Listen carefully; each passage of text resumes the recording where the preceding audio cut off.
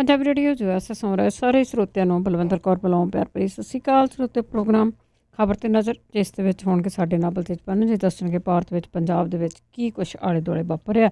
ਖਬਰਾਂ ਤੇ ਨਜ਼ਰ ਮਾਰਾਂਗੇ। ਖਬਰਾਂ ਤੋਂ ਪਹਿਲਾਂ ਧੰਨਵਾਦ ਸਾਡੇ ਸਪਾਂਸਰ ਦਾ, ਜਿਨ੍ਹਾਂ ਨੇ ਇਸ ਪ੍ਰੋਗਰਾਮ ਨੂੰ ਸਪਾਂਸਰ ਕੀਤਾ, ਸਭ ਤੱਕ ਪਹੁੰਚਾਇਆ।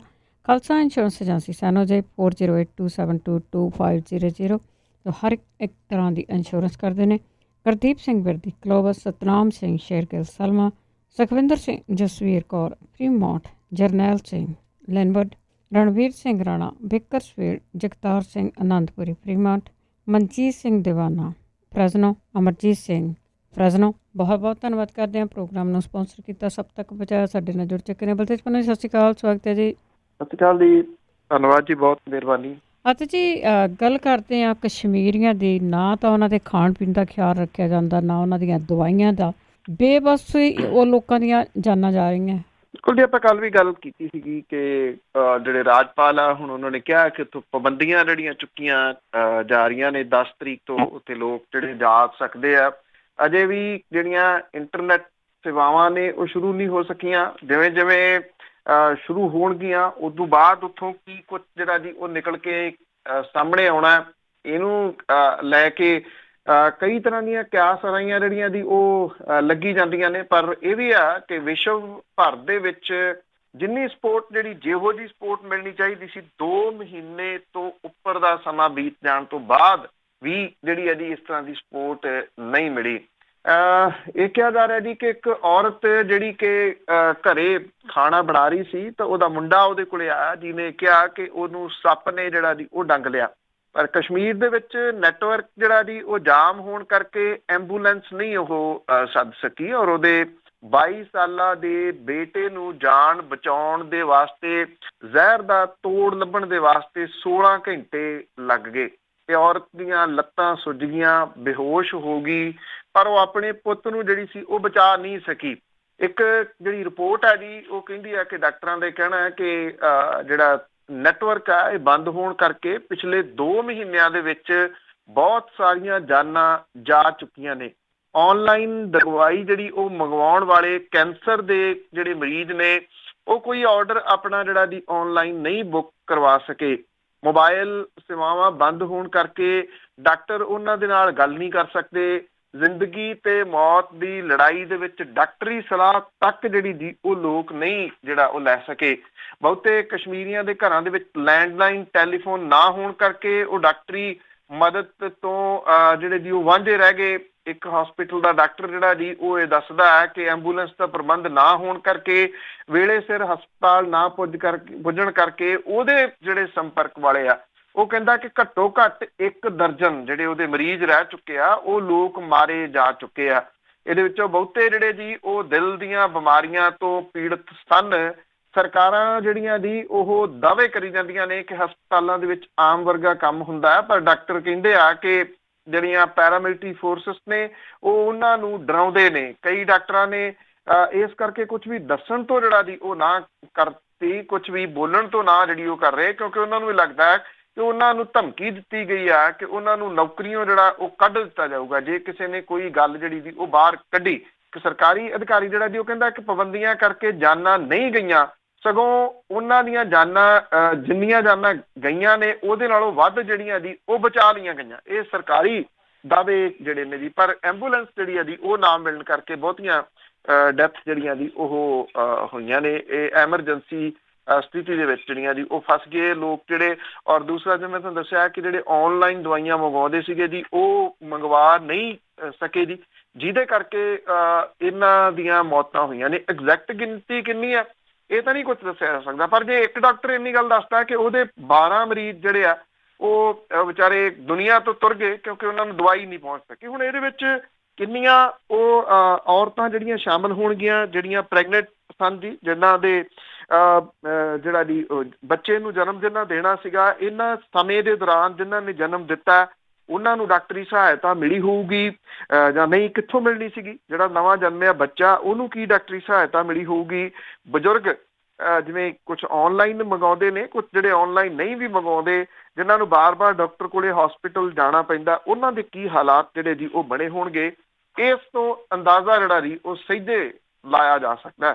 ਪਰ ਇਹ ਸਾਰੀਆਂ ਪਰਤਾਂ ਕਦੀ ਐਗਜ਼ੈਕਟਲੀ ਜਿਹੜੀਆਂ ਜੀ ਉਹ ਸਾਹਮਣੇ ਆ ਸਕਣਗੀਆਂ, ਇਹ ਸਵਾਲ ਹੀ ਹੈ ਜੀ। ਬਿਲਕੁਲ ਜੀ, ਕਾਫੀ ਟਾਈਮ ਲੱਗੂਗਾ ਜਿਹੜੇ ਹਿਸਾਬ ਦੇ ਨਾਲ ਉੱਥੇ ਚੱਲ ਰਿਹਾ ਆ।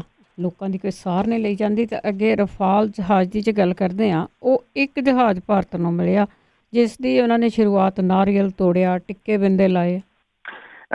ਬਿਲਕੁਲ ਜੀ, ਐਕਚੁਅਲੀ ਰਫਾਲ ਜਿਹੜਾ ਹੈ ਜੀ ਉਹਦੇ ਕਹਾਣੀ ਜਿਹੜੀ ਹੈ ਜੀ ਉਹ ਡਿਊਰਿੰਗ ਇਲੈਕਸ਼ਨ ਬਹੁਤ ਪੈਂਦੀ ਰਹੀ ਹੈ, ਔਰ ਖਾਸ ਤੌਰ ਦੇ ਉੱਤੇ ਰਾਹੁਲ ਗਾਂਧੀ ਨੇ ਇਸ ਮਾਮਲੇ ਨੂੰ ਬਹੁਤ ਜਿਹੜਾ ਜੀ ਉਹ ਉਠਾਇਆ ਸੀਗਾ। ਪਰ ਜਿਹੜਾ ਜੀ ਰਾਹੁਲ ਗਾਂਧੀ ਹੋਰਾਂ ਵਾਲੀ ਗੱਲ ਜਿਹੜੀ ਇੰਨੀ ਬਣ ਨਹੀਂ ਸਕੀ। ਬਾਕੀ ਕਾਂਗਰਸੀ ਨੇਤਾਵਾਂ ਨੇ ਉਹਨਾਂ ਦਾ ਕੋਈ ਬਹੁਤਾ ਜਿਹੜਾ ਜੀ ਉਹ ਸਾਥ ਨਹੀਂ ਦਿੱਤਾ। ਹੁਣ ਜਿਹੜਾ ਇਹ ਰਫਾਲ ਹੈ ਜੀ, ਇਹ ਪਹਿਲਾ ਇੱਕ ਜਹਾਜ਼ ਜਿਹੜਾ ਜੀ ਉਹ ਮਿਲਿਆ। ਇਹ ਲੜਾਕੂ ਜਹਾਜ਼ ਜਿਹੜਾ ਜੀ ਰੱਖਿਆ ਮੰਤਰੀ ਰਾਜਨਾਥ ਸਿੰਘ ਨੇ ਇਸ ਰਾਫੇਲ ਲੜਾਕੂ ਜਹਾਜ਼ ਨੂੰ ਫਰਾਂਸ ਦੇ ਬੋਰਡੋਕਸ ਏਅਰਪੋਰਟ ਤੋਂ ਜਿਹੜਾ ਜੀ ਉਹ ਪ੍ਰਾਪਤ ਕੀਤਾ। 2 ਦਿਨਾਂ ਦੀ ਫਰਾਂਸ ਯਾਤਰਾ ਦੇ ਉੱਤੇ ਹੈਗੇ ਨੇ ਜੀ ਆਪਣੇ ਭਾਰਤ ਦੇ ਰੱਖਿਆ ਮੰਤਰੀ, ਜਿੱਥੇ ਉਹਨਾਂ ਨੇ ਰਾਫੇਲ ਜਹਾਜ਼ ਮਿਲਣ ਤੋਂ ਪਹਿਲਾਂ ਜਿਹੜੀਆਂ ਜੀ ਭਾਰਤੀ ਰਵਾਇਤਾਂ ਦੇ ਮੁਤਾਬਕ ਹਥਿਆਰਾਂ ਦੀ ਪੂਜਾ ਕੀਤੀ। ਰਾਜਨਾਥ ਦਸਾਲਟ ਦੇ ਪਲਾਂਟ ਦੇ ਉੱਤੇ ਪਹੁੰਚੇ, ਜਿੱਥੇ ਉਹਨਾਂ ਨੇ ਉਡਾਨ ਜਿਹੜੀ ਸੀ ਉਹ ਵੀ ਇਹਦੇ ਵਿੱਚ ਭਰੀ। ਔਰ ਇਸ ਜਹਾਜ਼ ਦੇ ਏਅਰਫੋਰਸ ਦੇ ਚੀਫ ਰਾਕੇਸ਼ ਭਦੌਰੀਆ ਦੇ ਨਾਮ ਦੇ ਉੱਤੇ ਜਿਹੜਾ ਜੀ ਉਹ ਹੈ।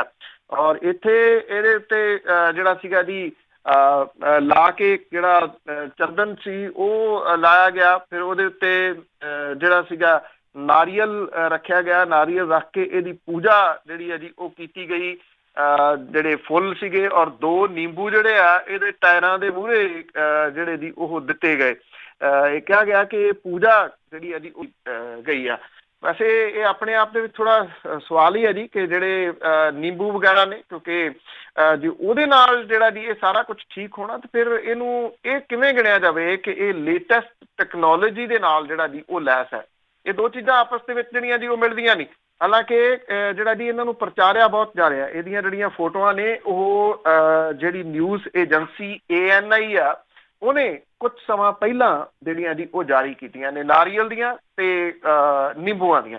ਇਹ ਅਜੇ ਇੱਕੋ ਜਹਾਜ਼ ਆ ਜਿਹੜਾ ਪ੍ਰਾਪਤ ਕੀਤਾ ਗਿਆ। ਔਰ ਇਹਦੇ ਉੱਤੇ ਵੀ ਕਈ ਸਵਾਲ ਜਿਹੜੇ ਜੀ ਉਹ ਪਿਛਲੇ ਸਮੇਂ ਦੇ ਦੌਰਾਨ ਉੱਠਦੇ ਰਹੇ ਆ ਕਿ ਕਿੰਨੇ ਜਹਾਜ਼ਾਂ ਦਾ ਜਿਹੜਾ ਜੀ ਉਹ ਸੌਦਾ ਭਾਰਤੀ ਸਰਕਾਰ ਨੇ ਕੀਤਾ, ਕਿਉਂਕਿ ਕਾਂਗਰਸ ਇਲਜ਼ਾਮ ਇਹ ਲਾਉਂਦੀ ਸੀਗੀ ਕਿ ਉਹਨੇ ਸਸਤੀ ਜਿਹੜਾ ਜੀ ਇੱਥੇ ਕੀਮਤ ਦੇ ਵਿੱਚ ਵੱਧ ਜਹਾਜ਼ ਲਏ ਸੀਗੇ, ਜਦੋਂ ਕਿ ਇਹ ਘੱਟ ਜਹਾਜ਼ ਮਹਿੰਗੀ ਕੀਮਤ ਦੇ ਵਿੱਚ ਫਰਾਂਸ ਤੋਂ ਖਰੀਦੇ ਗਏ। ਤੇ ਅੱਗੇ ਗੱਲ ਨਰਿੰਦਰ ਮੋਦੀ ਦੀ ਕਰਦੇ ਹਾਂ। ਚਾਈਨਾ ਦੀ ਫੇਰੀ ਤੋਂ ਪਹਿਲਾਂ ਕਸ਼ਮੀਰ ਬਾਰੇ ਚਾਈਨਾ ਨੇ ਆਪਣਾ ਸਟੈਂਡ ਬਦਲਿਆ। ਦੇਖੋ ਇਹ ਫਿਰ ਉਹੀ ਗੱਲ ਜੰਮੂ ਕਸ਼ਮੀਰ ਵਾਲੀ ਜਿਹੜੀ ਜੀ ਉਹ ਆ ਜਾਂਦੀ ਆ ਕਿ ਜਿੱਥੋਂ ਜਿੱਥੋਂ ਬੋਲਣ ਦੀ ਕੁਝ ਆਸ ਜਿਹੜੀ ਜੀ ਉਹ ਸੀਗੀ, ਉਹ ਵੀ ਇਸ ਮਸਲੇ ਦੇ ਉੱਤੇ ਨਹੀਂ ਜਿਹੜਾ ਦੀ ਬੋਲੇ, ਕਿਉਂਕਿ ਸ਼ਾਇਦ ਬਹੁਤੇ ਮੁਲਕ ਜਿਹੜੇ ਨੇ ਉਹ ਬਿਜ਼ਨਸ ਨੂੰ ਸਾਵੇਂ ਜਿਹੜਾ ਜੀ ਉਹ ਰੱਖਦੇ ਆ ਕਿ ਬਿਜ਼ਨਸ ਜਿਹੜਾ ਜੀ ਉਹ ਕਿਹੜੇ ਤਰੀਕੇ ਦੇ ਨਾਲ ਕਿੱਥੋਂ ਲੈ ਸਕਦੇ ਆ। ਜੰਮੂ ਕਸ਼ਮੀਰ ਦੇ ਵਿੱਚ ਧਾਰਾ 370 ਖਤਮ ਕੀਤੇ ਜਾਣ ਤੋਂ ਬਾਅਦ 6 ਅਗਸਤ ਨੂੰ ਚਾਈਨਾ ਨੇ ਭਾਰਤ ਦੇ ਇਸ ਸਟੈਪ ਦਾ ਵਿਰੋਧ ਕੀਤਾ ਸੀਗਾ। ਚਾਈਨਾ ਨੇ ਲੱਦਾਖ ਨੂੰ ਕੇਂਦਰੀ ਸ਼ਾਸਤ ਬਣਾਏ ਜਾਣ ਦੇ ਉੱਤੇ ਵੀ ਕਹਿੰਦਿਆਂ ਹੋਇਆ ਇਤਰਾਜ਼ ਕੀਤਾ ਸੀਗਾ ਕਿ ਇਸ ਖੇਤਰ ਦੇ ਵਿੱਚ ਬੀਜਿੰਗ ਦਾ ਅਧਿਕਾਰ ਹੈ। ਜਦੋਂ ਕਿ ਪਾਕਿਸਤਾਨ ਦੇ ਵਿਦੇਸ਼ ਮੰਤਰੀ ਸ਼ਾਹ ਮਹਿਮੂਦ ਕੁਰੈਸ਼ੀ ਚਾਈਨਾ ਦੀ ਯਾਤਰਾ ਦੇ ਉੱਤੇ ਉਦੋਂ ਜਿਹੜਾ ਜੀ ਉਹ ਗਏ ਸੀ, ਉਦੋਂ ਚਾਈਨਾ ਨੇ ਕਿਹਾ ਸੀਗਾ ਕਿ ਕਸ਼ਮੀਰ ਦਾ ਮਸਲਾ UN ਚਾਰਟਰ ਤੇ ਸਿਕਿਉਰਿਟੀ ਕਾਉਂਸਲ ਦੇ ਰੈਜ਼ੋਲੂਸ਼ਨ ਦੇ ਮੁਤਾਬਕ ਭਾਰਤ ਤੇ ਪਾਕਿਸਤਾਨ ਦੇ ਵਿੱਚ ਜਿਹੜਾ ਜੀ ਉਹ ਹੱਲ ਹੋਣਾ ਜਿਹੜਾ ਜੀ ਉਹ ਚਾਹੀਦਾ। ਪਰ ਅੱਜ ਰਾਸ਼ਟਰਪਤੀ ਸ਼ੀ ਜਿਨਪਿੰਗ ਦੀ ਜਿਹੜੀ ਸੰਭਾਵੀ ਭਾਰਤ ਜਿਹੜੀ ਯਾਤਰਾ ਹੈ ਜਿਹੜੀ ਜਲਦੀ ਸ਼ੁਰੂ ਹੋ ਰਹੀ ਆ, ਇਹਦੇ ਤੋਂ ਪਹਿਲਾਂ ਚਾਈਨਾ ਨੇ ਕਸ਼ਮੀਰ ਦੇ ਮਸਲੇ ਦੇ ਉੱਤੇ ਜਿਹੜਾ ਪਹਿਲਾਂ ਉਹਦਾ ਸਟੈਂਡ ਸੀ ਉਹਦੇ ਤੋਂ ਵੱਖਰਾ ਸਟੈਂਡ ਜਿਹੜਾ ਜੀ ਉਹ ਲੈ ਲਿਆ। ਚਾਈਨਾ ਦੇ ਵਿਦੇਸ਼ ਮੰਤਰਾਲੇ ਦੇ ਵੱਲੋਂ ਜਾਰੀ ਕੀਤੇ ਗਏ ਬਿਆਨ ਦੇ ਵਿੱਚ ਇਹ ਗੱਲ ਆਖੀ ਗਈ ਆ ਕਿ ਇਸ ਮਸਲੇ ਦਾ ਹੱਲ ਦੋਵਾਂ ਧਿਰਾਂ ਦੇ ਵੱਲੋਂ ਬਹਿ ਕੇ ਜਿਹੜਾ ਜੀ ਉਹ ਕੀਤਾ ਜਾਣਾ ਚਾਹੀਦਾ। ਇਹਦੇ ਵਿੱਚੋਂ UNO ਵਾਲੀ ਗੱਲ ਜਿਹੜੀ ਆ ਜੀ ਉਹ ਹੁਣ ਪਾਸੇ ਕਰ ਦਿੱਤੀ ਜਿਹੜਾ ਜੀ ਉਹ ਗਈ ਆ। ਔਰ ਜਿਹੜੇ ਸੁਰੱਖਿਆ ਪਰਿਸ਼ਦ ਵਾਲੀ ਜਿਹੜਾ ਪ੍ਰਸਤਾਵ ਸੀਗਾ ਜੀ ਉਹਦੀ ਵੀ ਗੱਲ ਇਹਦੇ ਵਿੱਚ ਨਹੀਂ ਕੀਤੀ ਗਈ। ਚਾਈਨਾ ਦੇ ਵਿਦੇਸ਼ ਮੰਤਰਾਲੇ ਦੇ ਜਿਹੜੇ ਬੁਲਾਰੇ ਆ ਗਿੰਗ ਸ਼ੂਆਂਗ, ਉਹਨੇ ਪ੍ਰੈਸ ਕਾਨਫਰੰਸ ਦੇ ਵਿੱਚ ਜਿਨਪਿੰਗ ਦੇ ਦੌਰੇ ਦੇ ਬਾਰੇ ਦੇ ਵਿੱਚ ਕੋਈ ਵੱਡਾ ਐਲਾਨ ਜਿਹੜਾ ਜੀ ਉਹ ਨਹੀਂ ਕੀਤਾ। ਹਾਲਾਂਕਿ ਚਾਈਨਾ ਦੇ ਅਧਿਕਾਰੀਆਂ ਦਾ ਇਹ ਕਹਿਣਾ ਹੈ ਕਿ ਜਿਨਪਿੰਗ ਦੀ ਭਾਰਤ ਫੇਰੀ ਦੇ ਬਾਰੇ ਦੇ ਵਿੱਚ ਜਿਹੜਾ ਦੀ ਭੜਕੇ ਦਿੱਲੀ ਤੇ ਬੀਜਿੰਗ ਦੇ ਵਿੱਚ ਇੱਕੋ ਸਮੇਂ ਕੁਝ ਨਵੇਂ ਐਲਾਨ ਜਿਹੜੇ ਜੀ ਉਹ ਕੀਤੇ ਜਾਣਗੇ। ਗੇਂਗੂ ਸ਼ੁਆਂਗ ਨੇ ਇਹ ਗੱਲ ਕਹੀ ਆ ਕਿ ਭਾਰਤ ਤੇ ਚਾਈਨਾ ਦੇ ਵਿੱਚ ਜਿਹੜੀ ਉੱਚ ਸੁਰੱਖਿਆ ਆਦਾਨ ਪ੍ਰਦਾਨ ਦੀ ਪ੍ਰਥਾ ਜਿਹੜੀ ਹੈ ਜੀ ਉਹ ਰਹੀ ਆ, ਔਰ ਜਿਹੜੀਆਂ ਇੱਕ ਦੂਜੇ ਦੇ ਮੁਲਕਾਂ ਦੇ ਫੇਰੇ ਜਿਹੜੇ ਹੁੰਦੇ ਰਹੇ ਆ ਉਹਦੇ ਵਿੱਚ ਕਈ ਕਿਸਮ ਦੇ ਸੰਵਾਦ ਜਿਹੜੇ ਨੇ ਉਹ ਚੱਲਦੇ ਰਹੇ ਨੇ। ਇਹ ਵੀ ਕਿਹਾ ਗਿਆ ਕਿ ਇਹਦੇ ਸੰਬੰਧੀ ਛੇਤੀ ਜਿਹੜੀ ਆ ਜੀ ਉਹ ਜਾਣਕਾਰੀ ਦਿੱਤੀ ਜਾਊਗੀ। ਚਾਈਨਾ ਤੇ ਭਾਰਤ ਦੋਵੇਂ ਉਹਨਾਂ ਨੇ ਕਿਹਾ ਕਿ ਵਿਕਾਸਸ਼ੀਲ ਦੇਸ਼ ਆ, ਉੱਭਰਦੇ ਹੋਏ ਜਿਹੜਾ ਜੀ ਇਹ ਬਾਜ਼ਾਰ ਨੇ, ਇੱਕ ਕਰਕੇ ਦੋਨਾਂ ਨੂੰ ਜਿਹੜਾ ਜੀ ਉਹ ਬਰਾਬਰ ਤੇ ਜਿਹੜਾ ਜੀ ਉਹ ਇਸ ਤਰ੍ਹਾਂ ਦੀਆਂ ਯਾਤਰਾਵਾਂ ਜਿਹੜੀਆਂ ਜੀ ਉਹ ਅੱਗੇ ਚੱਲ ਕੇ ਫਾਇਦਾ ਜਿਹੜਾ ਜੀ ਉਹ ਦੇ ਸਕਦੀਆਂ ਨੇ। ਜਿਨਪਿੰਗ ਦੀ ਭਾਰਤੀ ਯਾਤਰਾ ਤੋਂ ਪਹਿਲਾਂ ਪਾਕਿਸਤਾਨ ਦੇ ਪ੍ਰਧਾਨ ਮੰਤਰੀ ਇਮਰਾਨ ਖਾਨ ਵੀ ਚਾਈਨਾ ਦੇ ਦੌਰੇ ਦੇ ਉੱਤੇ ਜਿਹੜਾ ਜੀ ਉਹ ਪਹੁੰਚੇ ਹੋਏ ਆ। ਔਰ ਗਿੰਗ ਸ਼ੁਆਂਗ ਨੂੰ ਜਦੋਂ ਇਹ ਪੁੱਛਿਆ ਗਿਆ ਕਿ ਚਾਈਨਾ ਤੇ ਪਾਕਿਸਤਾਨ ਦੇ ਨੇਤਾਵਾਂ ਦੇ ਮੁਲਾਕਾਤ ਦੇ ਦੌਰਾਨ ਕਸ਼ਮੀਰ ਦਾ ਮਸਲਾ ਉੱਠੂਗਾ, ਤਾਂ ਉਹਨਾਂ ਨੇ ਇਹ ਜਵਾਬ ਦਿੱਤਾ ਕਿ ਚਾਈਨਾ ਦਾ ਰੁਖ ਜਿਹੜਾ ਇਹ ਆ ਕਿ ਕਸ਼ਮੀਰ ਦਾ ਮਸਲਾ ਦੋਵਾਂ ਧਿਰਾਂ ਦੇ ਆਪਸ ਦੇ ਵਿੱਚ ਜਿਹੜਾ ਜੀ ਇਹਨੂੰ ਹੱਲ ਕਰਨਾ ਚਾਹੀਦਾ। ਉਹਨਾਂ ਨੇ ਇਹ ਕਿਹਾ ਕਿ ਜਿਹੜਾ ਜੀ ਚਾਈਨਾ ਦਾ ਕਸ਼ਮੀਰ ਦੇ ਉੱਤੇ ਨਜ਼ਰੀਆ ਹਮੇਸ਼ਾ ਹੀ ਸਪਸ਼ਟ ਤੇ ਸਥਿਰ ਜਿਹੜਾ ਜੀ ਰਿਹਾ। ਉਹਨਾਂ ਨੇ ਕਿਹਾ ਕਿ ਅਸੀਂ ਚਾਹੁੰਦੇ ਹਾਂ ਕਿ ਪਾਕਿਸਤਾਨ ਤੇ ਭਾਰਤ ਇਸ ਮਸਲੇ ਦੇ ਉੱਤੇ ਬਹਿ ਕੇ ਜਿਹੜੀ ਆ ਜੀ ਉਹ ਗੱਲਬਾਤ ਕਰੇ।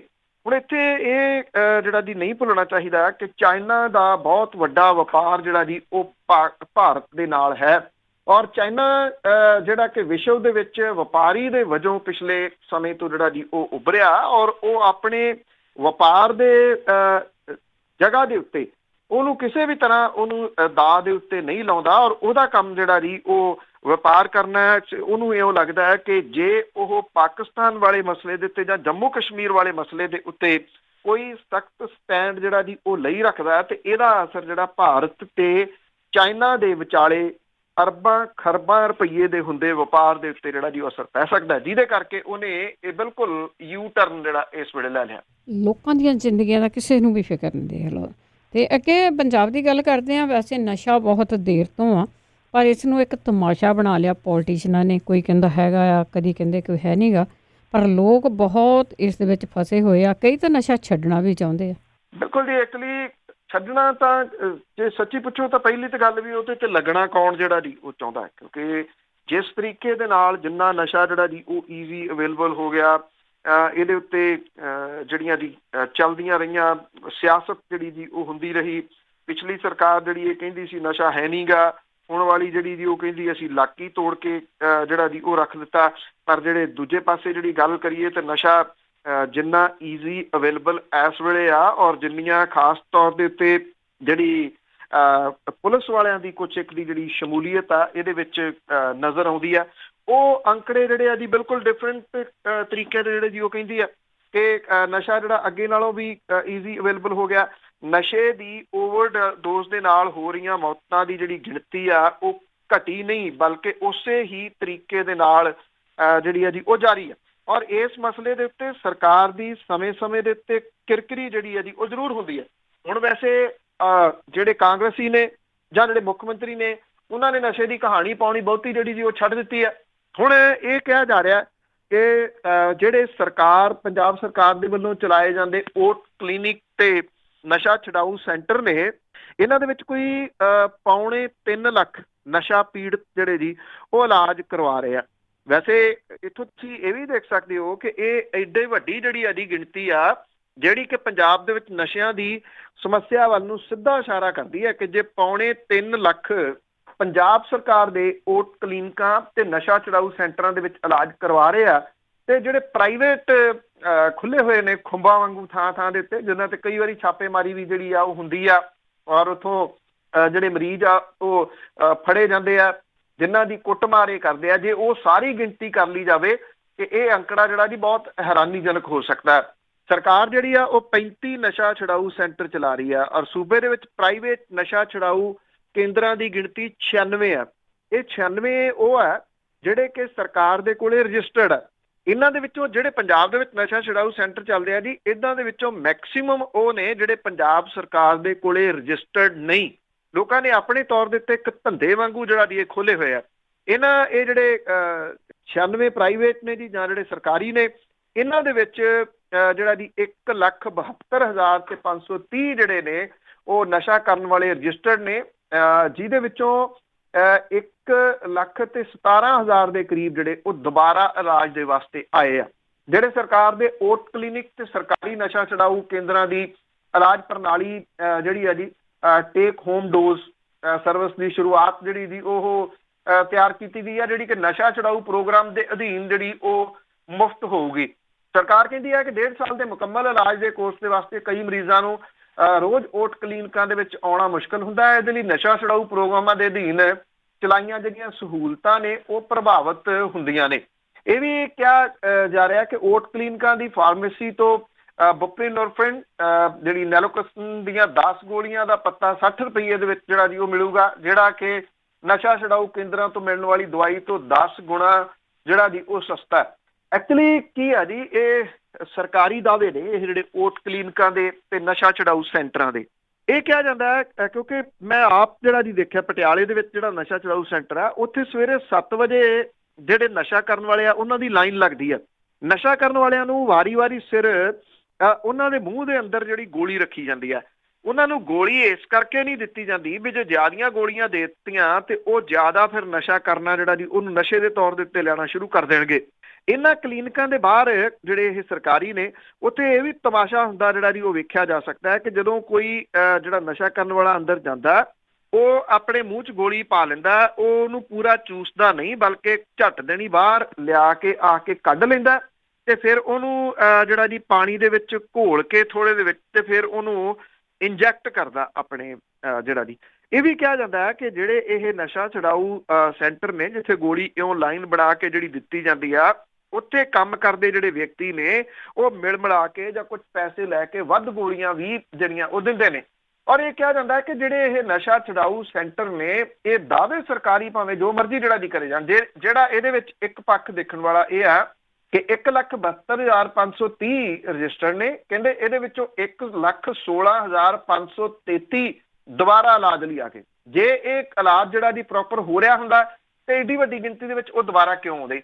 ਇਹ ਅਸਲ ਦੇ ਵਿੱਚ ਇਹ ਜਿਹੜਾ ਇੱਕ ਨਸ਼ੇ ਤੋਂ ਲਾ ਕੇ ਦੂਜੇ ਨਸ਼ੇ ਦੇ ਉੱਤੇ ਜਿਹੜਾ ਜੀ ਉਹ ਲਾਏ ਜਾ ਰਹੇ ਆ। ਇਹ ਸਰਕਾਰੀ ਦਾਅਵੇ ਆ, ਫਾਈਲਾਂ ਦੇ ਢਿੱਡ ਭਰਨ ਦੇ ਵਾਸਤੇ ਆ। ਅਸਲ ਸਿਚੁਏਸ਼ਨ ਜਿਹੜੀ ਮੈਂ ਜਿਵੇਂ ਤੁਹਾਨੂੰ ਦੱਸੀ ਆ ਉਹ ਹਾਲਾਤ ਜਿਹੜੇ ਜੀ ਬਣਾਏ ਹੋਏ ਆ। ਕਿਸੇ ਵੀ ਨਸ਼ਾ ਛਡਾਊ ਸੈਂਟਰ ਦੇ ਜਿਹੜਾ ਇੱਥੇ ਜਿੱਥੇ ਗੋਲੀ ਮਿਲਦੀ ਹੈ ਸਵੇਰ ਨੂੰ, ਉੱਥੇ ਜਾ ਕੇ ਇਹ ਹਾਲਾਤ ਜਿਹੜੇ ਜੀ ਕੋਈ ਵੀ ਵਿਅਕਤੀ ਦੇਖ ਸਕਦਾ ਹੈ। ਜੀ ਇੱਕ ਸਵਾਲ ਹੋ ਰਿਹਾ ਕਿ ਇੰਨੇ ਉੱਥੇ ਧਾਰਮਿਕ ਸਕੂਲ ਆ, ਧਰਮ ਦੇ ਨਾਂ ਤੇ ਸਕੂਲ ਖੋਲ੍ਹੇ ਗਏ ਆ, ਜਿਨ੍ਹਾਂ ਦੀ ਜਿਹੜੀ ਕਲੈਕਸ਼ਨ ਆ ਬਹੁਤ ਸਾਰੇ ਸਕੂਲਾਂ ਦੀ ਆ ਉਹ ਬਾਹਰਲੇ NRI ਦਿੰਦੇ ਆ, ਉਹਦੇ ਨਾਲ ਹੀ ਡੇਰੇ ਆ ਥਾਂ ਥਾਂ ਤੇ, ਉਹਨਾਂ ਦਾ ਕੀ ਰੋਲ ਆ?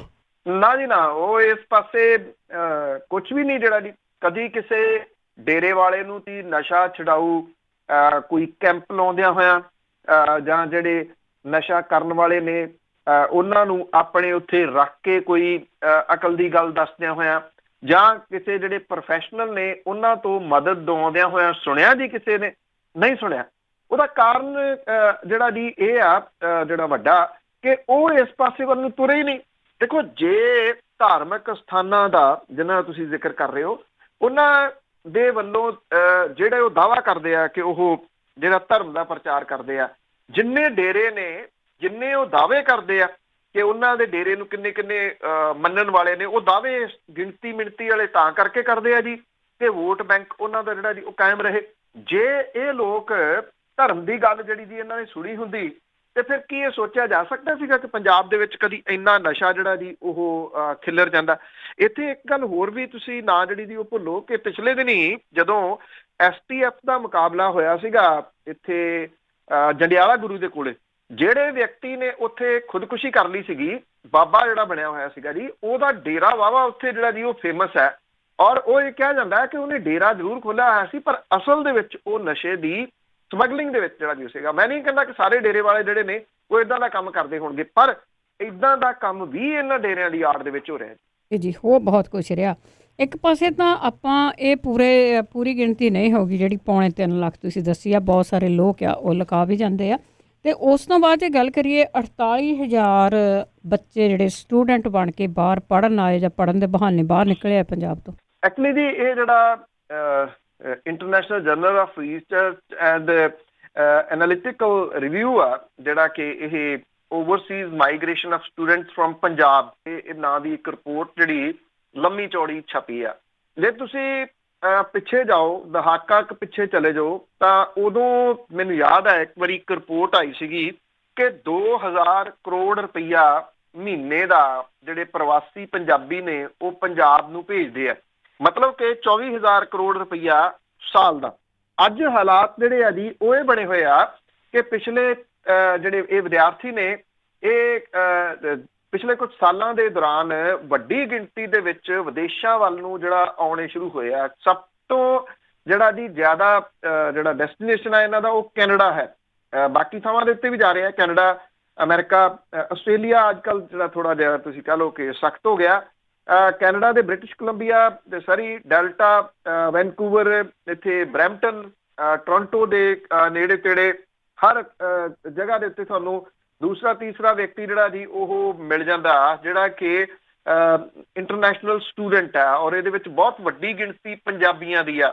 ਜੇ ਅੰਕੜਿਆਂ ਸਰਕਾਰੀ ਅੰਕੜਿਆਂ ਦੀ ਆਪਾਂ ਗੱਲ ਕਰੀਏ ਸਿਰਫ ਸਟੂਡੈਂਟਸ ਦੀ, ਇਹਦੇ ਜਿਹੜੇ PR ਹੋ ਕੇ ਆਉਣ ਵਾਲੇ, ਬਿਜ਼ਨਸ ਦੇ ਆਧਾਰ ਦੇ ਉੱਤੇ ਆਉਣ ਵਾਲੇ, ਉਹਨਾਂ ਦੀ ਗੱਲ ਜਿਹੜੀ ਜੀ ਉਹ ਨਾ ਕਰੀਏ ਤਾਂ ਉਹਨਾਂ ਤੋਂ ਬਿਨਾਂ ਜਿਹੜੇ ਸਾਲ ਦੇ 48,000 ਸਟੂਡੈਂਟ ਨੇ ਇਕੱਲੇ ਪੰਜਾਬ ਦੇ ਵਿੱਚੋਂ ਜਿਹੜੇ ਕਿ ਵਿਦੇਸ਼ਾਂ ਵੱਲ ਨੂੰ ਆ ਰਹੇ ਆ। ਔਰ ਇਹ ਨਾ ਸਿਰਫ ਜਿਹੜਾ ਬ੍ਰੇਨ ਡਰੇਨ ਹੈ ਉਹ ਹੋ ਰਿਹਾ, ਬਲਕਿ ਇਹਨਾਂ ਦੀਆਂ ਫੀਸਾਂ ਜਿਹੜੀਆਂ ਨੇ ਉਹ ਕਿੰਨਾ ਕੁ ਅਮੀਰ ਇਹਨਾਂ ਮੁਲਕਾਂ ਨੂੰ ਜਿਹੜਾ ਜੀ ਉਹ ਕਰ ਰਹੀਆਂ ਨੇ। ਇਕੱਲੇ ਪੰਜਾਬ ਦੇ ਵਿੱਚੋਂ ਹਰ ਸਾਲ ਇਹਨਾਂ ਸਟੂਡੈਂਟਸ ਦੇ ਉੱਤੇ ਉਹਨਾਂ ਦੇ ਮਾਪੇ 28,000 ਕਰੋੜ ਜਿਹੜਾ ਜੀ ਉਹ ਦੇ ਰਹੇ ਆ। ਇੱਕ ਟਾਈਮ ਉਹ ਸੀ ਜਦੋਂ 24,000 ਕਰੋੜ ਰੁਪਈਆ ਮਹੀਨੇ ਦਾ ਵਿਦੇਸ਼ਾਂ ਦੇ ਵਿੱਚੋਂ ਪ੍ਰਵਾਸੀ ਲੋਕ ਭੇਜਿਆ ਕਰਦੇ ਸਨ। ਅੱਜ 28,500 ਕਰੋੜ ਰੁਪਈਆ ਜਿਹੜਾ ਉਹ ਵਿਦੇਸ਼ਾਂ ਦੇ ਵਿੱਚ ਫੀਸਾਂ ਦੇ ਰੂਪ ਦੇ ਵਿੱਚ ਜਿਹੜਾ ਜੀ ਉਹ ਆ ਰਿਹਾ। ਜਿਹੜਾ ਪੰਜਾਬ ਸਰਕਾਰ ਦਾ ਬਜਟ ਹੈ 2019 ਤੇ 20 ਦਾ, ਇਹ 1,58,493 ਕਰੋੜ ਦਾ ਹੈ ਸਰਕਾਰ ਦਾ ਬਜਟ। ਇਹਦਾ ਮਤਲਬ ਇਹ ਕਿ ਜਿੰਨਾ ਟੋਟਲ 19-20 ਦਾ ਪੰਜਾਬ ਸਰਕਾਰ ਦਾ ਬਜਟ ਹੈ ਉਹਦਾ 19% ਹਿੱਸਾ ਜਿਹੜਾ ਪੰਜਾਬ ਦੇ ਵਿੱਚੋਂ ਇਹਨਾਂ ਸਟੂਡੈਂਟਸ ਦੀਆਂ ਫੀਸਾਂ ਦੇ ਰੂਪ ਦੇ ਵਿੱਚ ਹਰ ਸਾਲ ਪੰਜਾਬ ਦੇ ਵਿੱਚੋਂ ਨਿਕਲ ਰਿਹਾ। ਮੈਂ ਇੱਕ ਰਿਪੋਰਟ ਤੁਹਾਡੇ ਨਾਲ ਸਾਂਝੀ ਕੀਤੀ ਸੀ ਕੁਝ ਦਿਨ ਪਹਿਲਾਂ ਕਿ ਲੋਕ ਹੁਣ ਜਦੋਂ ਵੀਜ਼ਾ ਲੱਗ ਜਾਂਦਾ ਔਖੇ ਸੌਖੇ ਪਹਿਲਾਂ ਪੈਸੇ ਜਿਹੜੇ ਜੀ ਉਹ ਦੇ ਦਿੰਦੇ ਆ, ਤੇ ਜਦੋਂ ਟਿਕਟਾਂ ਵਗੈਰਾ ਲੈਣੀਆਂ ਨੇ ਉਹਦੇ ਉੱਤੇ ਮਾਲਵੇ ਦੇ ਖੇਤਰ ਦੇ ਵਿੱਚ ਖਾਸ ਤੌਰ ਤੇ ਮਾਲਵੇ ਨਾਲ ਰਿਲੇਟਡ ਸੀਗੀ ਕਿ ਕਿਸੇ ਟਾਈਮ ਇਹ ਕਿਹਾ ਜਾਂਦਾ ਸੀ ਕਿ ਸਿਰਫ ਦੁਆਬੇ ਵਾਲੇ ਬਾਹਰ ਗਏ ਆ। ਹੁਣ ਮਾਲਵਾ, ਦੁਆਬਾ, ਮਾਝਾ ਕੋਈ ਰਿਹਾ ਹੀ ਨਹੀਂ ਸੀ ਜਿੱਥੋਂ ਜਿਹੜੇ ਇਹ ਬਾਹਰ ਸਟੂਡੈਂਟ ਨਹੀਂ ਆਏ। ਮਾਲਵੇ ਦੇ ਖੇਤਰ ਦੇ ਵਿੱਚ ਜਦੋਂ ਇਹਨਾਂ ਨੇ ਟਿਕਟਾਂ ਲੈਣੀਆਂ ਹੁੰਦੀਆਂ ਇਹਨਾਂ ਨੂੰ ਜਿਹੜਾ ਜੀ ਉਹ ਬੱਚਿਆਂ ਨੂੰ ਬਾਹਰ ਭੇਜਣ ਦੇ ਵਾਸਤੇ ਉਹ ਆਪਣੇ ਟਰੈਕਟਰ, ਹਲ, ਤਵੀਆਂ, ਮੱਝਾਂ, ਗਾਵਾਂ, ਜਿਹੜੇ ਦੁਧਾਰੂ ਪਸ਼ੂ ਨੇ ਸਭ ਜਿਹੜਾ ਜੀ ਉਹ ਵੇਚ ਦਿੰਦੇ ਆ ਤਾਂ ਕਿ ਉਹਨਾਂ ਦਾ ਬੱਚਾ ਜਿਹੜਾ ਜੀ ਉਹ ਬਾਹਰ ਚਲੇ ਜਾਵੇ। ਇਹਦੇ ਸੰਬੰਧ ਦੇ ਵਿੱਚ ਜਿਹੜਾ ਇਹ ਦੱਸਿਆ ਗਿਆ ਜੀ ਕਿ ਦੁਆਬੇ ਤੇ ਮਾਲਵੇ ਦੇ ਵਿੱਚ 100 ਕਾਨੂੰਨੀ ਟਰੈਵਲ ਏਜੰਟ ਨੇ ਜਿਹੜੇ ਰਜਿਸਟਰਡ ਨੇ, 150 ਆਇਲਟਸ ਕੋਚਿੰਗ ਸੈਂਟਰ ਨੇ ਜਿਹੜੇ ਜੀ ਇੱਥੇ ਜਿਹੜੇ ਰਜਿਸਟਰਡ ਨੇ। ਜਿਹੜੇ ਨਸ਼ਾ ਤੇ ਬੇਰੁਜ਼ਗਾਰੀ ਵਰਗੀਆਂ ਸਮੱਸਿਆਵਾਂ ਦੇ ਚੱਲਦਿਆਂ 75% ਮਾਪੇ ਨੇ ਜਿਹੜੇ ਆਪਣੇ ਬੱਚਿਆਂ ਨੂੰ 12ਵੀਂ ਤੋਂ ਬਾਅਦ ਵਿਦੇਸ਼ ਸੈਟਲ ਕਰਾਉਣ ਦੇ ਵਾਸਤੇ ਹੱਥ ਪੈਰ ਜਿਹੜਾ ਜੀ ਉਹ ਮਾਰ ਰਹੇ ਨੇ। ਸੂਬੇ ਦੇ 80% ਨੌਜਵਾਨ ਜਿਹੜੇ ਨੇ ਉਹ ਵਿਦੇਸ਼ਾਂ ਦੇ ਵਿੱਚ ਜਾ ਕੇ ਵਸ ਜਾਣਾ ਜਿਹੜਾ ਜੀ ਉਹ ਚਾਹੁੰਦੇ ਨੇ, ਔਰ ਜਿਹੜੇ ਪੇਰੈਂਟਸ ਨੇ ਉਹ ਇਹ ਸਮਝਦੇ ਨੇ ਕਿ ਉਹਨਾਂ ਦੇ ਬੱਚੇ ਇੱਥੋਂ ਜਿਹੜਾ ਚਲੇ ਜਾਣ। ਇਹਦਾ ਇੱਕ ਹੋਰ ਅਹਿਮ ਪੱਖ ਜਿਹੜਾ ਇਸ ਰਿਪੋਰਟ ਦੇ ਵਿੱਚ ਨਹੀਂ ਗਾ ਉਹ ਇਹ ਵੀ ਆ ਕਿ ਜਿਹੜੇ ਆਫੀਸਰ ਨੇ ਉੱਥੇ ਜੌਬ ਦੇ ਉੱਤੇ, ਉਹ ਕਿਸੇ ਵੀ ਜੌਬ ਦੇ ਉੱਤੇ ਨੇ, ਸਰਕਾਰੀ ਨੌਕਰੀ ਦੇ ਉੱਤੇ ਨੇ, ਉੱਥੇ ਕਰਪਸ਼ਨ ਜਿਹੜੀ ਆ ਜੀ ਉਹ ਵੱਧਦੀ ਹੈ ਇਹਦੀ ਵਜ੍ਹਾ ਕਰਕੇ। ਜਿੰਨੇ ਇਹ ਬੱਚੇ ਇੱਥੇ ਬਾਹਰ ਆ ਗਏ ਉਹ ਇਸ ਤਰ੍ਹਾਂ ਵੱਧਦੀ ਹੈ ਕਿ ਸਭ ਨੂੰ ਪਤਾ ਕਿ ਰੁਪਈਏ ਦੀ ਹਾਲਤ ਬਹੁਤ ਪਤਲੀ ਆ। ਜਿਹੜਾ 28,500 ਕਰੋੜ ਰੁਪਈਆ ਸਾਲ ਦਾ ਇਹ ਫੀਸਾਂ ਦੇ ਰੂਪ ਦੇ ਵਿੱਚ ਭਰਦੇ ਆ, ਉਹ ਸਿਰਫ ਫੀਸਾਂ ਨੇ। ਜਿਹੜੇ ਇਹ ਮਾਪੇ ਬਾਹਰ ਪੈਸੇ ਭੇਜਦੇ ਮਹੀਨੇ ਦੇ ਜਾਂ ਤਿਮਾਹੀ ਜਾਂ ਛਮਾਹੀ ਉਹਨਾਂ ਨੂੰ ਬੱਚਿਆਂ ਨੂੰ, ਜਾਂ ਜਦੋਂ ਫਿਰ ਉਹਨਾਂ ਦੀਆਂ ਫੀਸਾਂ ਜਿਹੜੀਆਂ ਨਹੀਂ ਇੱਥੇ ਪੂਰੀਆਂ ਕਰ ਸਕਦੇ, ਕੰਮ ਜਿਹੜੇ ਜੀ ਉਹ ਬਹੁਤ ਜ਼ਿਆਦਾ ਨਹੀਂ ਹੈਗੇ, ਉਹਨਾਂ ਨੂੰ ਘੱਟ ਘੰਟੇ ਕੰਮ ਜਿਹੜਾ ਜੀ ਉਹ ਕਰਨਾ ਪੈਂਦਾ, ਉਹਦੇ ਲਈ ਫਿਰ ਆਪਣੇ ਮਾਪਿਆਂ ਤੋਂ ਮੰਗਵਾਉਂਦੇ, ਉਹ ਸਾਰੇ ਪੈਸੇ ਜਿਹੜੇ ਆ ਜੀ ਉਹ ਵੱਖਰੇ ਆ।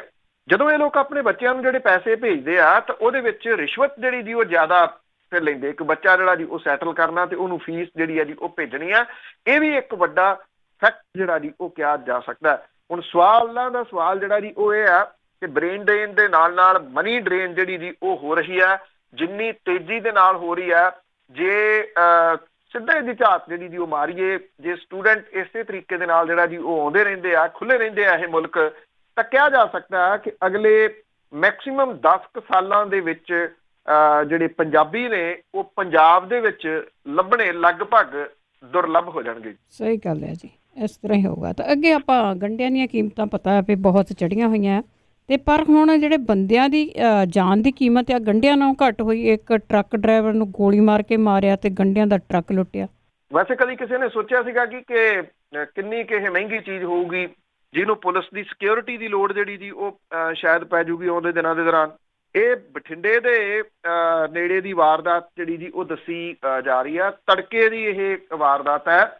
ਨਾਸਿਕ ਤੋਂ 30 ਟਨ ਗੰਢੇ ਜਿਹੜੇ ਸੀਗੇ ਉਹ ਲੋਡ ਕਰਕੇ ਟਰੱਕ ਦਾ ਜਿਹੜਾ ਡਰਾਈਵਰ ਸੀਗਾ ਉਹ ਲਿਆ, ਉਹਦੇ ਨਾਲ ਉਹਦਾ ਕਲੀਨਰ ਜਿਹੜਾ ਜੀ ਉਹ ਸੀਗਾ। ਦੱਸਿਆ ਇਹ ਗਿਆ ਕਿ ਜਿਹੜਾ ਅਸਲ ਦੇ ਵਿੱਚ ਟਰੱਕ ਮਾਲਕ ਆ ਜੀ ਉਹ ਬਰਨਾਲੇ ਦਾ ਰਹਿਣ ਵਾਲਾ ਸੀਗਾ। ਉਹਨੇ ਕਿਹਾ ਕਿ ਉਹ ਆਪਣੇ ਟਰੱਕ ਦੇ ਵਿੱਚ ਨਾਸਿਕ ਤੋਂ ਗੰਢੇ ਭਰ ਕੇ ਜਿਹੜਾ ਜੀ ਲਿਆ ਸੀਗਾ, ਔਰ ਉਹਦੇ ਨਾਲ ਰਾਜਸਥਾਨ ਦੇ ਸ਼੍ਰੀ ਗੰਗਾ ਨਗਰ ਦਾ ਡਰਾਈਵਰ ਬਨਵਾਰੀ ਲਾਲ ਵੀ ਸੀਗਾ। ਉਹ ਕਹਿੰਦਾ ਕਿ ਟਰੱਕ ਨੂੰ ਦਿਨ ਦੇ ਵਿੱਚ ਉਹ ਖੁਦ ਚਲਾਉਂਦਾ ਸੀਗਾ ਤੇ ਰਾਤ ਨੂੰ ਉਹਨੇ ਡਰਾਈਵਰ ਜਿਹੜਾ ਜੀ ਉਹ ਰੱਖਿਆ ਹੋਇਆ ਸੀਗਾ। ਜਦੋਂ ਹਰਿਆਣਾ ਪੰਜਾਬ ਬਾਰਡਰ ਤੋਂ ਜਿਹੜਾ ਜੀ ਉਹ ਲੰਘੇ ਆ ਤਾਂ ਡੱਬਵਾਲੀ ਦੇ ਪਾਸਿਓ ਟਰੱਕ ਜਦੋਂ ਰਾਮਪੁਰਾ ਨੂੰ ਜਾਣ ਲੱਗਿਆ ਤਾਂ ਉੱਥੇ ਨੰਨੀ ਛਾਂ ਚੌਂਕ ਜਿਹੜਾ ਜੀ ਉਹਦੇ ਤੋਂ ਥੋੜਾ ਪਹਿਲਾਂ ਟਰੱਕ ਡਰਾਈਵਰ ਜਿਹੜੇ ਸੀ ਇਹਨਾਂ ਨੇ ਰੋਕ ਕੇ ਉੱਥੇ ਚਾਹ ਪੀਤੀ ਆ। ਉਸ ਤੋਂ ਬਾਅਦ ਉਹ ਰਾਮਪੁਰਾ ਵੱਲ ਨੂੰ ਗਏ। ਅੱਗੇ 3 ਜਾਣਿਆਂ ਨੇ ਉਹਦਾ ਜਿਹੜਾ ਜੀ ਉਹ ਰਾਹ ਰੋਕ ਲਿਆ। ਉਹ ਡਰਾਈਵਰ ਨੂੰ ਹੇਠਾਂ ਉਤਰਨ ਦੇ ਵਾਸਤੇ ਜਿਹੜਾ ਜੀ ਉਹ ਮਜਬੂਰ ਕਰਨ ਲੱਗੇ। ਜਦੋਂ ਉਹਨੇ ਡਰਾਈਵਰ ਨੇ ਸ਼ੀਸ਼ਾ ਜਿਹੜਾ ਸੀ ਖੋਲ੍ਹਿਆ ਤਾਂ ਉਹਨੂੰ ਗੋਲੀ ਮਾਰ ਦਿੱਤੀ, ਔਰ ਜਿਹੜਾ ਸੀਗਾ ਇੱਥੋਂ ਟਰੱਕ ਇਹਨਾਂ ਨੇ ਲੁੱਟ ਲਿਆ। ਔਰ ਜਿਹੜਾ ਇਹ ਕਿਹਾ ਜਾ ਰਿਹਾ ਹੈ ਕਿ ਉਹਨੇ ਪੁਲਿਸ ਨੂੰ ਜਿਹੜਾ ਜੀ ਉਹ ਫੋਨ ਕੀਤਾ। ਪੁਲਿਸ ਜਿਹੜੀ ਜੀ ਉੱਥੇ ਕੁਝ ਟਾਈਮ ਤੋਂ ਬਾਅਦ ਪਹੁੰਚੀ। ਡਰਾਈਵਰ ਦੀ ਜਿਹੜੀ ਸੀ ਉੱਥੇ ਮੌਤ ਜਿਹੜੀ ਹੋ ਗਈ। ਪੁਲਿਸ ਨੇ ਮਾਮਲਾ ਜਿਹੜਾ ਜੀ ਉਹ ਜ਼ਰੂਰ ਦਰਜ ਜਿਹੜਾ ਜੀ ਉਹ ਕਰ ਲਿਆ, ਔਰ ਇਹ ਕਿਹਾ ਜਾ ਰਿਹਾ ਕਿ ਜਿਹੜਾ ਇਹ ਟਰੱਕ ਜਿਹੜਾ ਭਜਾ ਕੇ ਲੈ ਗਏ। ਪਰ ਸਵਾਲ ਜਿਹੜਾ ਜੀ ਅਜੇ ਇਹਦੇ ਉੱਤੇ ਵੀ ਖੜਾ ਕਿ ਇੰਨਾ ਭਰਿਆ ਹੋਇਆ ਟਰੱਕ ਜਿਹੜਾ ਸੀਗਾ ਜੀ ਉਹ ਕਿਵੇਂ ਨਿਕਲ ਗਿਆ। ਸਾਰੇ ਜਗ੍ਹਾ ਦੇ ਉੱਤੇ CCTV ਕੈਮਰੇ ਜਿਹੜੇ ਆ ਜੀ ਉਹਨਾਂ ਨੂੰ ਖੰਗਾਲ ਰਹੀ ਆ ਪੁਲਿਸ, ਔਰ ਇਹ ਆਪਣੇ ਆਪ ਦੇ ਵਿੱਚ ਇੱਕ ਨਵੇਕਲੀ ਕਿਸਮ ਦਾ ਡਾਕਾ ਹੈ ਜੀ। ਇਹ ਗੰਢਿਆਂ ਦੇ ਟਰੱਕ ਦੇ ਉੱਤੇ ਡਾਕਾ ਜਿਹੜਾ ਪੈ ਗਿਆ। ਲਾਸਟ ਖਬਰਾਂ ਮਿਲਣ ਤੱਕ ਇਸ ਟਰੱਕ ਦਾ ਕੋਈ ਥਹੁ ਪਤਾ ਜਿਹੜਾ ਜੀ ਉਹ ਨਹੀਂ ਸੀ ਲੱਗਿਆ। ਜੀ ਬੜੀ ਹੈਰਾਨਗੀ ਦੀ ਗੱਲ ਹੈ ਜਿਸ ਤਰ੍ਹਾਂ ਦੀਆਂ ਖਬਰਾਂ ਹੈ। ਅਤੇ ਅੱਗੇ ਕੇਜਰੀਵਾਲ ਦੀ ਗੱਲ ਕਰੀਏ, ਉਸਨੇ ਕੇਂਦਰ ਸਰਕਾਰ ਦੇ ਖਿਲਾਫ ਮੋਰਚਾ ਖੋਲ੍ਹਿਆ ਹੋਇਆ। ਬਿਲਕੁਲ ਜੀ, ਇੱਕ ਵਾਰੀ ਫੇਰ ਵੈਸੇ ਤਾਂ ਮੋਰਚਾ ਖੁੱਲ੍ਹਿਆ ਹੀ ਰਿਹਾ, ਪਰ ਇਹ ਕੁਝ ਹਮਲੇ ਜਿਹੜੇ ਜੀ ਉਹ ਨਵੇਂ ਨੇ। ਦਿੱਲੀ ਦੇ ਮੁੱਖ ਮੰਤਰੀ ਅਰਵਿੰਦ ਕੇਜਰੀਵਾਲ ਨੇ ਜਿਹੜਾ ਜੀ ਦੋਸ਼ ਇਹ ਲਾਇਆ ਕਿ ਕੇਂਦਰ ਦੀ ਸਰਕਾਰ ਨੇ ਮੁੱਖ ਮੰਤਰੀ ਅਰਵਿੰਦ ਕੇਜਰੀਵਾਲ ਹੋਰਾਂ ਨੂੰ ਡੈਨਮਾਰਕ ਦੇ ਵਿੱਚ ਜਿਹੜਾ ਇਨਵਾਇਰਮੈਂਟ ਦੇ ਵਾਸਤੇ ਸੰਮੇਲਨ ਹੋ ਰਿਹਾ ਸੀਗਾ ਉਹਦੇ ਵਿੱਚ ਜਾਣ ਦੀ ਪਰਮਿਸ਼ਨ ਜਿਹੜੀ ਉਹ ਨਹੀਂ ਦਿੱਤੀ। ਡੈਨਮਾਰਕ ਦੇ ਵਿੱਚ C40 ਜਿਹੜਾ ਜੀ ਇਨਵਾਇਰਮੈਂਟ ਦੇ ਸੰਮੇਲਨ ਜਿਹੜਾ ਸ਼ਾਮਲ ਹੋਣ ਦੇ ਵਾਸਤੇ ਮਨਜ਼ੂਰੀ ਨਾ ਮਿਲਣ ਕਰਕੇ ਆਮ ਆਦਮੀ ਪਾਰਟੀ ਦੇ ਨੇਤਾ ਜਿਹੜਾ ਜੀ ਸੰਜੇ ਸਿੰਘ ਉਹਨੇ ਇਹ ਗੱਲ ਕਹੀ ਆ ਕਿ ਇਹ ਮੰਦਭਾਗੀ ਗੱਲ ਹੈ ਕਿ ਕੇਂਦਰ ਸਰਕਾਰ ਸਾਡੇ ਵਿਰੁੱਧ ਅਜਿਹੇ ਸਟੈਪ ਜਿਹੜੇ ਜੀ ਉਹ ਕਿਉਂ ਲੈ ਰਹੀ ਆ। ਉਹਨੇ ਕਿਹਾ ਕਿ ਉਹ ਉੱਥੇ ਕੋਈ ਛੁੱਟੀਆਂ ਕੱਟਣ ਦੇ ਵਾਸਤੇ ਜਾਂ ਘੁੰਮਣ ਫਿਰਨ ਨਹੀਂ ਸਨ ਚੱਲੇ, ਬਲਕਿ ਏਸ਼ੀਆ ਦੇ 100 ਸ਼ਹਿਰਾਂ ਦੇ ਮੇਅਰ ਦੇ ਨਾਲ ਵਿਚਾਰ ਵਟਾਂਦਰੇ ਕਰਨ ਤੇ ਪੋਲਿਊਸ਼ਨ ਨੂੰ ਘਟਾਉਣ ਦੇ ਵਾਸਤੇ ਜਿਹੜੇ ਸਾਡੇ ਯਤਨ ਨੇ ਉਹਦੀ ਤਸਵੀਰ ਜਿਹੜੀ ਉਹ ਪੇਸ਼ ਕਰਨੀ ਸੀ। ਉਹਨਾਂ ਨੇ ਸਵਾਲੀਆ ਕੇਂਦਰ ਦੀ ਸਰਕਾਰ ਦੇ ਮੂਹਰੇ ਵੀ ਲਾਇਆ ਕਿ ਹੁਣ ਤੱਕ ਕਿੰਨੇ ਮੁੱਖ ਮੰਤਰੀਆਂ ਦੇ ਸਰਕਾਰੀ ਦੌਰੇ ਜਿਹੜੇ ਆ ਜੀ ਉਹ ਰੱਦ ਕੀਤੇ ਗਏ ਆ। ਹਾਲਾਂਕਿ ਇਸ ਗੱਲ ਦੀ ਜਿਹੜੀ ਜੀ ਉਹ ਪੁਸ਼ਟੀ ਨਹੀਂ ਹੋ ਸਕੀ ਕਿ ਕੇਜਰੀਵਾਲ ਹੋਰਾਂ ਨੂੰ ਡੈਨਮਾਰਕ ਜਾਣ ਤੋਂ ਮਨਾ ਕੀਤਾ ਗਿਆ। ਦਿੱਲੀ ਸਰਕਾਰ ਦੇ ਸਰਕਾਰੀ ਸੂਤਰਾਂ ਦੇ ਅਨੁਸਾਰ ਮੁੱਖ ਮੰਤਰੀ ਨੇ ਜਿਹੜਾ ਜੀ ਕਾਨਫਰੰਸ ਦੇ ਵਾਸਤੇ ਰਵਾਨਾ ਹੋਣਾ ਸੀ, ਪਰ ਉਹ ਗਏ ਨਹੀਂ। ਇਹ ਜਿਹੜਾ ਜੀ ਇੱਕ ਨਿਊਜ਼ ਏਜੰਸੀ ਨੇ ਜਿਹੜੀ ਇਹ ਗੱਲ ਦੱਸੀ ਹੈ ਕਿ ਮੁੱਖ ਮੰਤਰੀ ਦਫ਼ਤਰ ਤੋਂ ਨੂੰ ਮੁੱਖ ਮੰਤਰੀ ਦੇ ਡੈਨਮਾਰਕ ਦੀ ਜਿਹੜੀ ਯਾਤਰਾ ਸੀ ਉਹਦੇ ਲਈ ਵਿਦੇਸ਼ ਮੰਤਰਾਲੇ ਤੋਂ ਸਿਆਸੀ ਮਨਜ਼ੂਰੀ ਨਹੀਂ ਜਿਹੜੀ ਜੀ ਉਹ ਮਿਲੀ ਹੈ। ਇਹ ਕਾਨਫਰੰਸ 9 ਅਕਤੂਬਰ ਨੂੰ ਸ਼ੁਰੂ ਹੋਣੀ ਹੈ ਤੇ 12 ਅਕਤੂਬਰ ਨੂੰ ਜਿਹੜੀ ਹੈ ਜੀ ਉਹ ਸਮਾਪਤ ਹੋਣੀ ਹੈ। ਹੁਣ ਅਰਵਿੰਦ ਕੇਜਰੀਵਾਲ ਨੂੰ ਇਸ ਕਾਨਫਰੰਸ ਦੇ ਵਿੱਚ ਜਾਣ ਤੋਂ ਰੋਕਣ ਨੂੰ ਲੈ ਕੇ ਜਿਹੜਾ ਜੀ ਉਹ ਕੇਂਦਰ ਤੇ ਜਿਹੜੀ ਦਿੱਲੀ ਦੀ ਸਰਕਾਰ ਹੈ ਉਹਦੇ ਵਿਚਾਲੇ ਇਹ ਨਵਾਂ ਵਿਵਾਦ ਜਿਹੜਾ ਜੀ ਉਹ ਸ਼ੁਰੂ ਹੋ ਗਿਆ। ਇਹਦੇ ਉੱਤੇ ਅਜੇ ਆਪਣਾ ਕੋਈ ਪ੍ਰਤੀਕਰਮ ਕੇਂਦਰ ਦੀ ਸਰਕਾਰ ਨੇ ਨਹੀਂ ਦਿੱਤਾ ਜੀ। ਤੇ ਅਖੀਰ ਦੇ ਵਿੱਚ ਇੱਕ CRP ਦੇ ਨੌਜਵਾਨ ਦੀ ਜੇ ਗੱਲ ਕਰੀਏ, ਉਸ ਦੀ ਵੀਡੀਓ ਸਾਹਮਣੇ ਆਈ ਆ ਜਿੱਥੇ ਉਸਨੇ ਇੱਛਾ ਪ੍ਰਗਟ ਕੀਤੀ ਕਿ ਮੈਂ ਡਾਕੂ ਬਣ ਜਾਊਂਗਾ। ਇਹਦਾ ਜੀ ਇੱਕ ਤੁਹਾਨੂੰ ਯਾਦ ਹੋਣਾ ਕਿ CRPF ਦੇ ਜਵਾਨ ਦੀ ਪਹਿਲਾਂ ਵੀਡੀਓ ਬੜੀ ਫੇਮਸ ਹੋਈ ਸੀ, ਜਿਹਦੇ ਵਿੱਚ BSF ਦਾ ਸੀਗਾ ਉਹ ਜਵਾਨ, ਜਿਹਦੇ ਵਿੱਚ ਉਹਨੇ ਜਿਹੜਾ ਜੀ ਇਹ ਗੱਲ ਕਹੀ ਸੀ ਕਿ BSF ਦੇ ਜਿਹੜੇ ਜਵਾਨ ਨੇ ਉਹਨਾਂ ਨੂੰ ਰੋਟੀ ਪਾਣੀ ਜਿਹੜਾ ਜੀ ਉਹ ਬਹੁਤ ਗੰਦਾ ਮਿਲ ਰਿਹਾ ਔਰ ਉਹਨੂੰ ਨੌਕਰੀਆਂ ਜਿਹੜਾ ਉਹ ਕੱਢ ਦਿੱਤਾ ਸੀਗਾ। ਉਹਨੇ ਬਾਅਦ ਦੇ ਵਿੱਚ ਚੋਣ ਲੜਨ ਦੀ ਕੋਸ਼ਿਸ਼ ਕੀਤੀ ਸੀ ਲੋਕ ਸਭਾ ਦੀਆਂ ਚੋਣਾਂ ਦੇ ਦੌਰਾਨ, ਪਰ ਉਹਦੇ ਪਰਚਾ ਜਿਹੜਾ ਜੀ ਉਹ ਰੱਦ ਕਰਵਾ ਦਿੱਤਾ ਗਿਆ ਸੀਗਾ। ਹੁਣ ਛੱਤੀਸਗੜ੍ਹ ਦੇ ਸੁਕਮਾ ਜ਼ਿਲ੍ਹੇ ਦੇ ਵਿੱਚ ਤਾਇਨਾਤ ਹੈ ਜੀ CRPF ਦਾ ਇਹ ਜਵਾਨ, ਜਿਹੜਾ ਨਕਸਲਾਈਡ ਏਰੀਆ ਉੱਥੋਂ। ਉਹਨੇ ਇੱਕ ਵੀਡੀਓ ਸੋਸ਼ਲ ਮੀਡੀਆ ਦੇ ਉੱਤੇ ਜਿਹੜੀ ਇਹਦੀ ਉਹ ਪਾਈ ਆ, ਬੜੀ ਤੇਜ਼ੀ ਨਾਲ ਇਹ ਵਾਇਰਲ ਹੋਈ ਆ। ਉਹ ਇਹ ਕਹਿੰਦਾ ਕਿ ਜੇ ਉਹਦੀ ਜ਼ਮੀਨ ਜਿਹੜੀ ਵਾਪਸ ਨਹੀਂ ਕੀਤੀ ਗਈ ਤਾਂ ਉਹ ਡਾਕੂ ਪਾਨ ਸਿੰਘ ਤੋਮਰ ਬਣ ਜਾਊਗਾ ਜੀ। ਪਾਨ ਸਿੰਘ ਤੋਮਰ ਦੇ ਬਾਰੇ ਵਿੱਚ ਸਾਰੇ ਜਾਣਦੇ ਨੇ ਕਿ ਉਹ ਅਥਲੀਟ ਸੀਗਾ, ਪਰ ਸਿਸਟਮ ਨੇ ਐਸਾ ਉਹਨੂੰ ਜਿਹੜਾ ਜੀ ਉਹ ਸਤਾਇਆ ਕਿ ਉਹ ਬਾਅਦ ਦੇ ਵਿੱਚ ਡਾਕੂ ਬਣ ਗਿਆ ਸੀ। ਇਹਦੇ ਉੱਤੇ ਇੱਕ ਫਿਲਮ ਵੀ ਜਿਹੜੀ ਜੀ ਉਹ ਬਣੀ ਸੀਗੀ।